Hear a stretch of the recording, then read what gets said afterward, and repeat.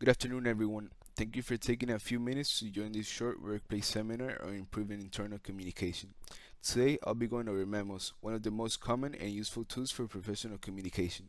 By the end of this presentation, you'll understand what a memo is, when to use one, and how to structure it so your message is clear, professional, and effective. A memorandum or memo is a written document used inside an organization to share information quickly and formally. It's typically sent between departments, teams, or individuals in the same company.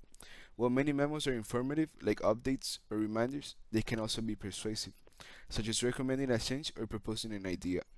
Each organization often has its own in-house style, but the structure and purpose are consistent everywhere to communicate clearly and effectively. Memos are the most effective when you need to document important documentation that stays within the company. For example, you may send a memo to announce a new office policy, report progress on a project, or propose a new process in your team. They are ideal for situations where the message needs to be formal, easy to reference later, or share within multiple people at once. Think of a memo as a professional record, short, clear, and official. The format of a memo is fairly simple, but must be consistent. If your company uses letterhead or a logo, it appears at the top. Below that is the header block, which identifies the key information, who is to, who is from, the dates, and the subject. Then comes the main body, the actual message. And finally, some memos end with the signature or initials, especially in printed or official communications. This structure makes memos easy to identify and quickly to navigate. Here we have some examples of letterheads or logos. The header block appears directly under the word memo or memorandum in bold, capitalized letters. This section acts like the address line of an email. It tells the reader immediately who the message concerns and what it's about. The subject line should be short but specific. For example, instead of writing update, write something like Quarter 3 inspection results. A clear subject line saves time and ensures your memo gets the right attention. The body of the memo is where you deliver your message, but it should always stay focused and organized. A good memo answers three questions for the reader. First, why am I reading this? That's your introduction or purpose. Second, what do I need to know? That's the main content, the facts, details, or decisions. Finally, what should I do now? That's your closing, outlining any next steps, deadlines, or required actions. If you keep those three in mind, your memo will be both complete and easy to understand.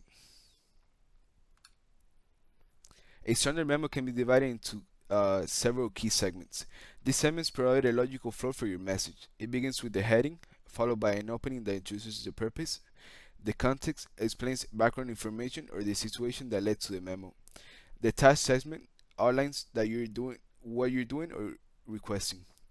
You may include a short summary for key points, then a discussion section with more detailed explanations or evidence.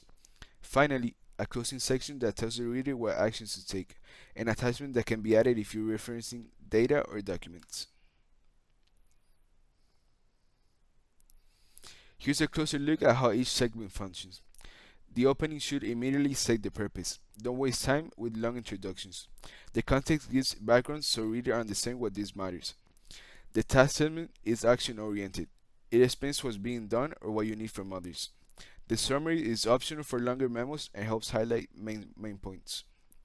The discussion section goes into detail, giving evidence, explanations, or reasoning. Finally, the closing makes it clear what you expect the reader to do, whether that's to approve something, follow up, or simply stay informed. Here are a few writing tips to make your memos effective. Keep them concise and get straight to the point. Use a professional tone, avoid slang, humor, or overly emotional language. Organize the text using short paragraphs and bullet points so reader can scan quickly. And always format for readability. Clear headings, good spacing, and alignment all help make your message easy to absorb. To conclude, memos remain one of the most effective and professional ways to communicate inside an organization.